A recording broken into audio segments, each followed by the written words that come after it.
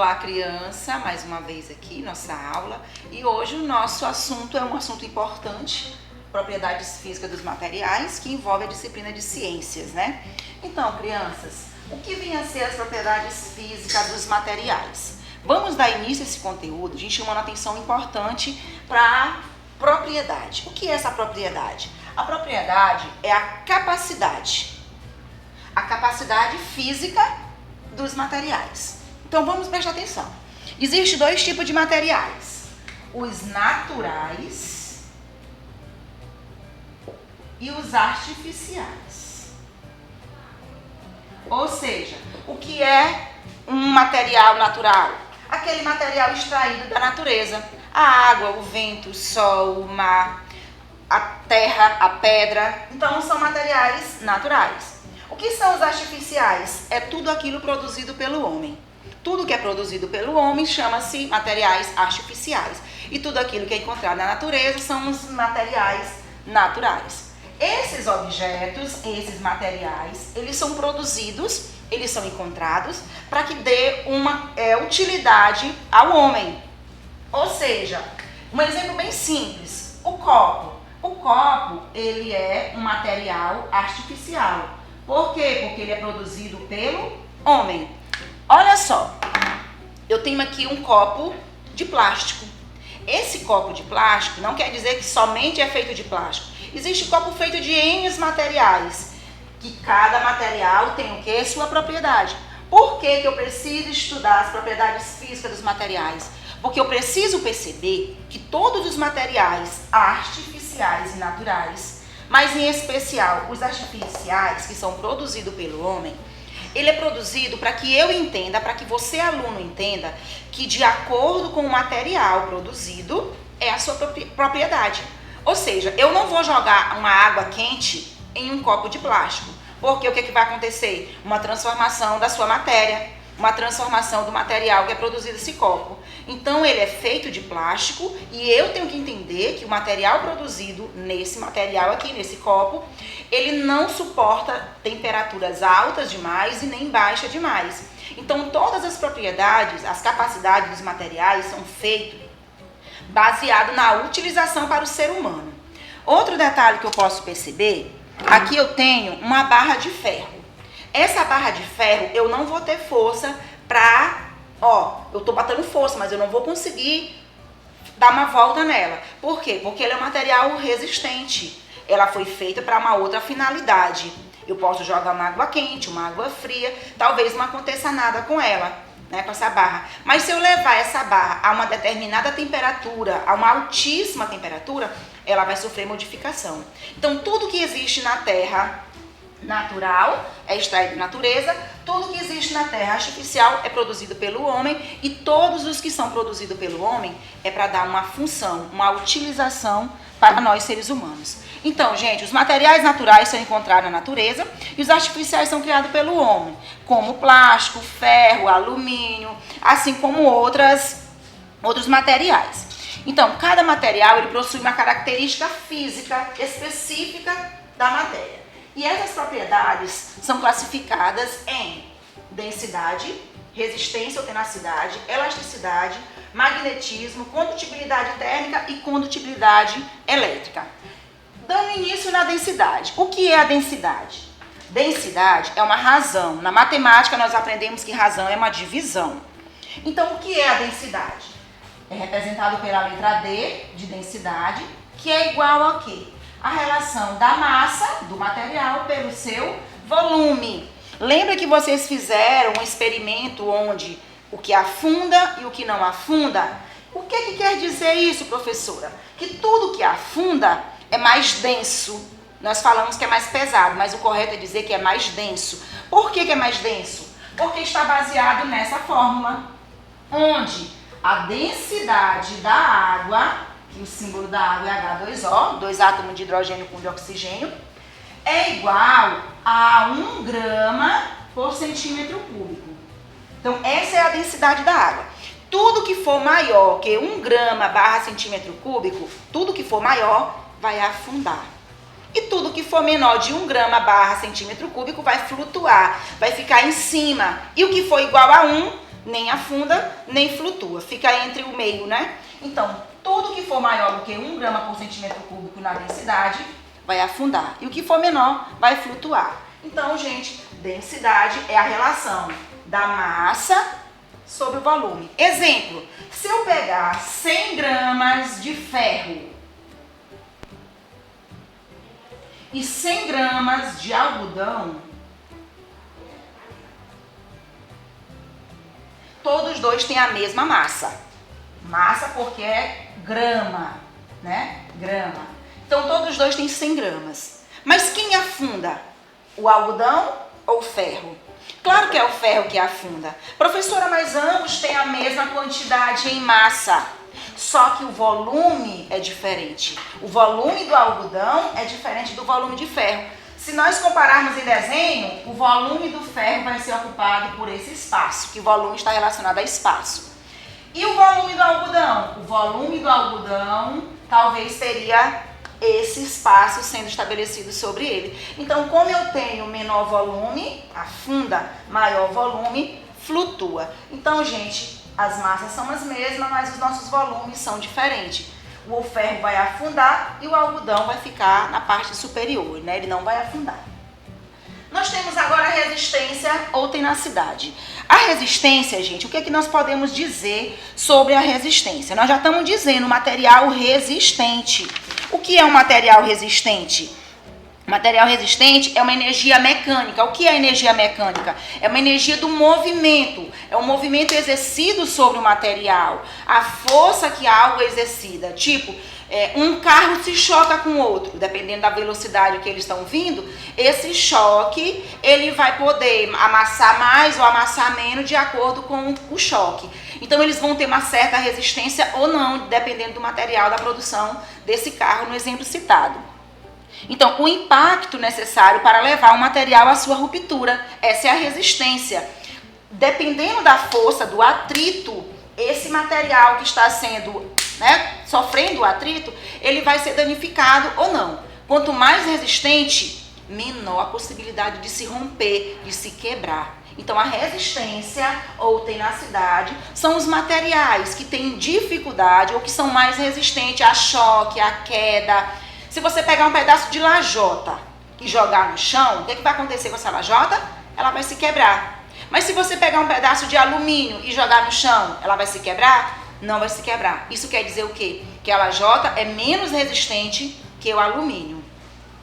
Nós temos agora a elasticidade. O que é a elasticidade? Olha só como exemplo aqui que nós temos. Eu tenho um elástico, tá? Sofrendo essa famosa elasticidade. Eu tenho uma liga, tá? Essa liga aqui era para colocar dinheiro, como não tem dinheiro, ó. E aqui nós temos um balão. Todos esses objetos, eles têm elasticidade. E o que é essa elasticidade? É a capacidade que o material tem de voltar à sua forma normal, de voltar à sua origem. Então, essa capacidade, ela é definida pelo material produzido aqui, ó, pelo balão, pelo próprio elástico, pela própria liga. Então, esses materiais têm uma capacidade de voltar à sua origem, de acordo com a pressão exercida sobre eles. Eu posso dizer o que mais, gente? É uma mola. Só um exemplo. No Japão, é um dos países que tem muito terremoto. E muitos prédios no Japão, quando eles são feitos, quando eles são erguidos, alguns têm uma mola na sua construção. Por que essa mola e não uma placa rígida, dura? Porque o terremoto vai fazer com que o prédio se movimente, ou para cima ou para lateral, mas como é lateral. O que isso acontece com essa mola? Essa mola permite que o prédio tenha esse movimento e acaba fazendo com que ele não se rompa, ele não se rache, para evitar as rachaduras. Assim como em muitas pontes são utilizados esse sistema de mola para que seja amortecido. Outro lugar que você pode observar são os carros. Os carros têm amortecedores, algumas bicicletas têm amortecedores, que são essas molas, né? Que é para evitar o quê? O impacto com o solo, né? Com algumas pancadas, no caso lá do terremoto também. Então, gente, a elasticidade é a capacidade que o material tem de voltar à sua origem, né, à sua normalidade, sem causar grandes consequências no material. Outra propriedade é o magnetismo. O magnetismo é específico do ímã. Eu vou apagar aqui em cima para a gente ter mais espaço.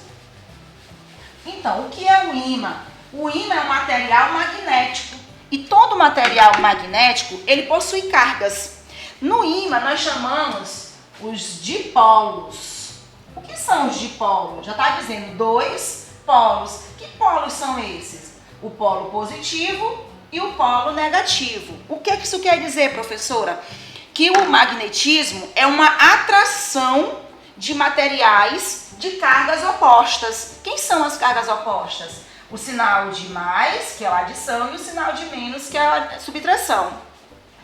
Para acontecer o magnetismo, para acontecer a atração, é preciso que as cargas sejam opostas, diferentes. Se você colocar um polo positivo junto do polo negativo, vai acontecer uma atração. Eles vão se juntar, eles vão se ligar. Se você colocar um polo negativo com um polo positivo, eles também vão se atrair. Agora, se você colocar um polo negativo com um polo negativo, acontece a repulsão. Eles não se atraem. Da mesma forma, se você colocar um positivo com um positivo, acontece a repulsão.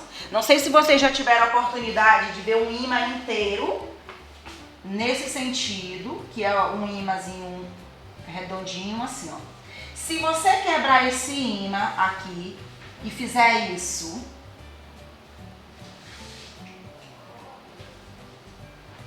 você consegue fazer uma atração novamente. Porque quando você quebra, agora aqui, ó, ficou positivo e aqui ficou negativo.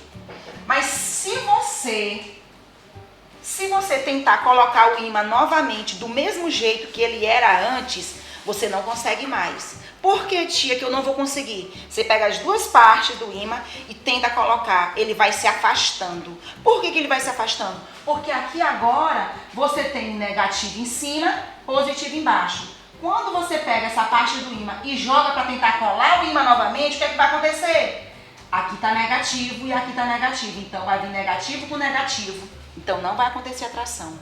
Aqui ficou positivo e aqui ficou positivo. O que é que vai acontecer? Aqui vai vir o positivo. Então vai acontecer uma repulsão e não uma atração. Então é importante a gente saber que existem materiais também magnéticos que têm a capacidade de atrair. Um exemplo, na Fórmula 1. Na Fórmula 1, vira e mexe, tem acidente dos carros. Esses carros batem nas barreiras, né, que são montadas para evitar maiores acidentes. Quando um carro se choca nas barreiras, o que acontece? Materiais de metal são espalhados na pista. Eles têm uma vassoura de metal. Para que serve essa vassoura de metal? Para recolher, para atrair, usando o magnetismo, todos os objetos de metais que lá existem. Antes, quando Tutóia tinha mais areia, que as pessoas perdiam suas moedas, seus objetos, né, de metal, eles pegavam um ímã e ia procurando para ver se eles conseguiam encontrar esse material. Então o ímã, ele serve para quê? Para atrair dipolos contrários, diferentes, tá? Então aqui no caso, negativo com negativo repele, se afasta, positivo com positivo também repele, se afasta. Para se aproximar, tem que ser carga diferente, positivo com negativo e negativo com positivo. Então essa é o magnetismo. E a condutibilidade térmica? O que quer dizer condutibilidade? Condutibilidade, gente, é a possibilidade de conduzir algo. E o que é ser conduzido aqui? A térmica, a questão térmica, a temperatura, da maneira que eu vou transferir algo. E onde eu observo isso aqui na minha casa? Lá no fogão, quando eu estou fazendo meu almoço. Tem panela de alumínio, tem panela de barro, tem panela de metal, tem panela de vidro. Então, esses materiais, eles são produzidos e são fabricados, as panelas, para que exerça sobre a temperatura uma facilidade para mim. Por quê, professora? Porque eles vão absorver mais calor e se eles absorvem mais calor, a comida vai ferver mais rápido. E se a comida vai ferver mais rápido, eu vou economizar o meu gás. Por que a gente coloca a tampa da panela? Para que o vapor fique preso ali e fique cozinhando mais rápido. Aí tem um detalhe, por que os cabos das panelas são feitos de plástico, de madeira e não do mesmo material? Para que essa energia absorvida pela panela não se estenda até o cabo, tá? Claro que hoje tem muitas panelas que o cabo são feitos de alumínio, aí eu preciso colocar um pano, preciso colocar uma luva para não me queimar. Porque a condutibilidade térmica, ou seja, a passagem de temperatura para esses objetos é enorme, é gigante. Se eu pisar na lajota, eu vou ter um choque térmico no sentido do frio no verão e no frio do inverno. É bem diferente essa temperatura. Se eu colocar meu pé no tapete de tecido, eu quase não vou sentir nada, porque a condutibilidade térmica é bem fraquinha. Então, quando você pega em alguém e diz, nossa, tu tá quente, ele tá transferindo uma temperatura para tua mão. Se tu pegar na mão de alguém e tiver gelada, assim, menina, tu tá gelada. Tu tá transferindo temperatura para esse outro corpo. Então, essa transferência de temperatura de um corpo para outro, nós chamamos de condutibilidade térmica. Nós podemos citar como exemplo nessas panelas que eu já falei. Então, o calor é melhor transmitido por alguns materiais. Foi o que eu coloquei aqui para vocês. E por último, nós temos a condutibilidade elétrica. É a mesma coisa da condução, vai conduzir. Só que agora conduz o quê? Corrente elétrica. E onde é que nós podemos perceber essa condutibilidade? A condutibilidade elétrica, ela é precisa, a gente possa estar percebendo, aqui é um fio de energia, tá? Tem aqui as ligas metálicas dentro dele, aqui é uma cobertura de plástico, de borracha. Por que é coberta de borracha? Porque a borracha ela tem a função de isolar. Se não tivesse borracha, talvez não teria energia em nossas casas. Por quê? Como é que nós íamos isolar uma liga metálica que está passando corrente elétrica? Então, a corrente elétrica que está aqui dentro desses fios, elas são impedidas de ser transmitidas para nós seres humanos através da borracha, que é um isolante térmico, né? Um isolante elétrico também. Então, essa condutibilidade elétrica, ela é praticamente parecida com o ímã. Ela também tem polos positivo e negativo. E essa corrente elétrica ela só acontece porque há uma atração de polos positivos e negativos, senão ela não acontece. Um exemplo, se você pegar um copo com água e adicionar açúcar mais água, na química, falando de química, aqui é uma solução onde não há produção de íons, que é a presença de cargas. Íons são a presença de cargas, tá? Aqui você pode colocar esse fio ligado numa lâmpada e não vai acontecer nada. Por que não vai acontecer nada? Porque açúcar com água é uma solução que não produz íons. É uma solução molecular, somente isso. Então não vai ter energia. Porém, se você pegar, ao invés de açúcar e colocar, eu vou colocar a sigla NaCl, que é o cloreto de sódio, o sal de cozinha que vocês têm em casa. Se você colocar bastante sal com água e colocar esse fio ligado a uma lâmpada, ela não, dependendo do tamanho da lâmpada, ela vai acender bem fraquinho. E por que ela acende? Porque quando você coloca sal dentro da água, agora eu não tenho uma solução molecular, que é uma molécula, né? Eu tenho uma solução iônica. E o que é uma solução iônica, professora? É uma solução que forma íons. E o que são os íons? As cargas positivas e negativas. O que a gente tem que entender? Que para ter energia tem que acontecer as cargas. Se não tiver as cargas, não tem energia. E essas cargas não podem ser iguais, elas têm que ser diferentes. Então, crianças, a nossa aula de propriedades físicas dos materiais de hoje, eu espero que vocês tenham entendido. Estaremos nos grupos para tirar dúvidas e qualquer pergunta lá no grupo pode ser feita. Espero que tenha sido entendido por vocês. Até o próximo vídeo.